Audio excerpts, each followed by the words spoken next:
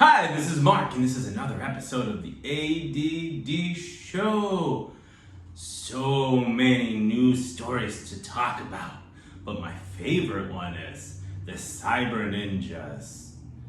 This company that the Republicans hired out of Florida to check on the election in Arizona finally came up with their report. Dun, dun, dun, dun. And guess what? They found more votes for Joe Biden. So, they were right, the Republicans. That Biden won even more. So there was voter fraud. They shortchanged Joe Biden.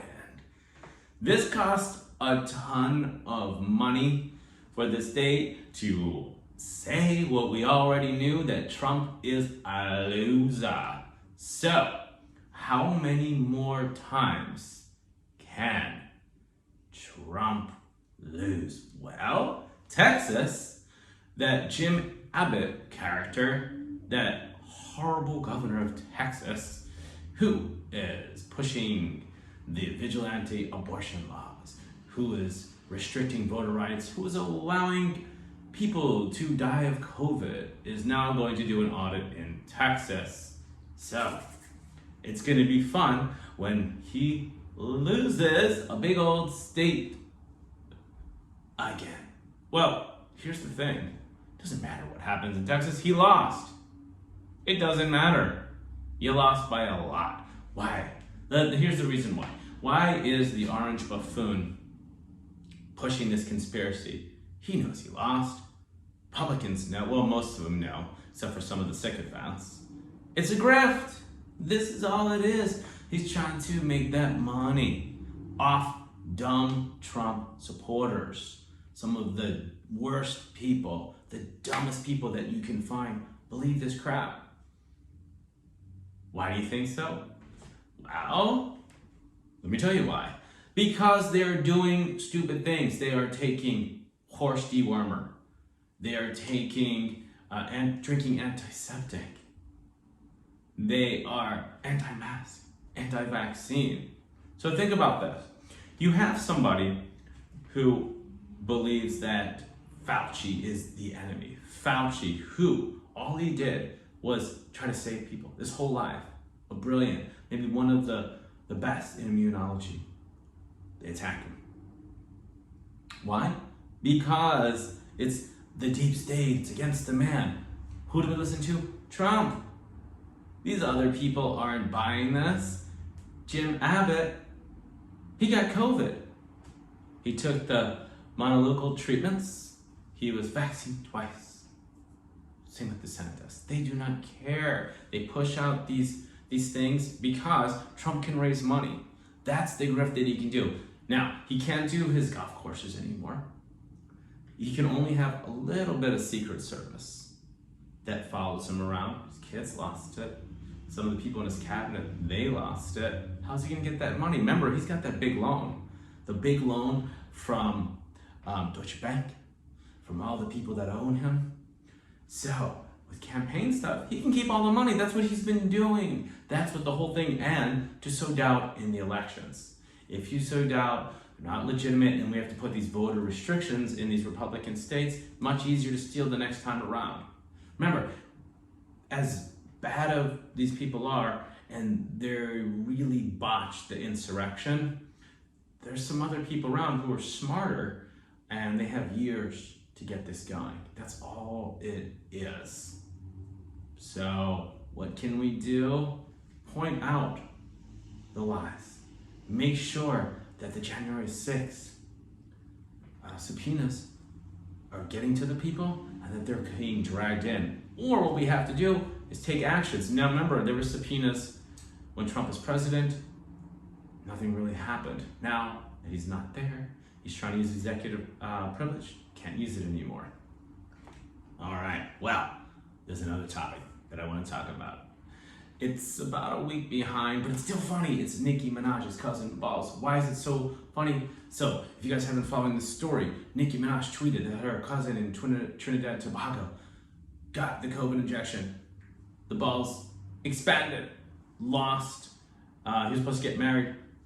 The bride left. There was no wedding. She tweeted it out.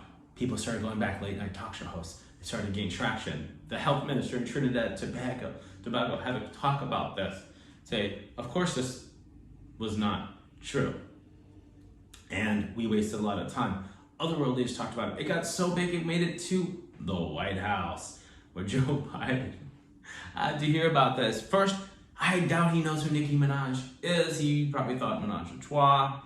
Doesn't know anything about this story. But it was fielded in the press at the White House press room. Oh my goodness. Does it get any better than that? Because you know Joe had to hear this. Jen was talking and he was like, hey, Jen, who was it, Nikki Minaj, about the balls? Well, I remember back in Scranton, there was a guy with a big ball. We called him One Ball Willie. And his was so big, he used to take him in the bowling alley. And sometimes we couldn't afford balls, and we would throw him down and knock his big giant ball. Oh, I got a strike. I won. Scranton ball throwing champ. Yes, I think that was somewhat, I'm not saying it's the best impression, but you get the point. Is it Emmy worthy? Yeah, I think it was. I love that story. Okay, what else was happening in the big news? I have to talk about this really quick. I'm gonna cut into sports. I'm a Sixers fan, and Ben Simmons is holding out. Why is that important? The dude's got $124 million contract, 4 years. He doesn't want to play for the Sixers because his feelings were hurt. Poor Ben Simmons. He was upset. He sucked during the playoffs.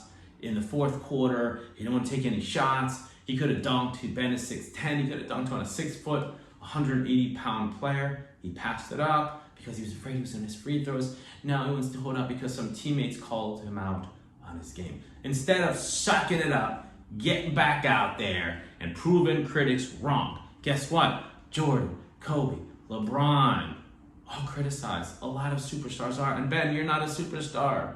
You're not. Why am I talking about this? It's a bad precedent. We have Rich Paul, who is the agent. He got Anthony Davis out. He represents LeBron. This is a terrible precedent. I usually side with the players. But for now, I'm all in on the owners. Suspend this guy. He's the only guy. He didn't get out because the team was bad. He got out because he can't shoot and he won't work on his game. He's a spoiled brat. That's what's happening now. So many people are coddled. Guys, sometimes you need criticism.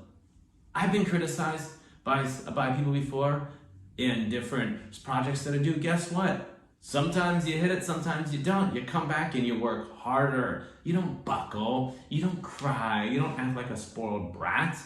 You say, all right, maybe the criticism is wrong. And you get out and you do it again. All right, guys. This is another episode of the ADD Show. I'm Mark. Thanks for watching. Bye.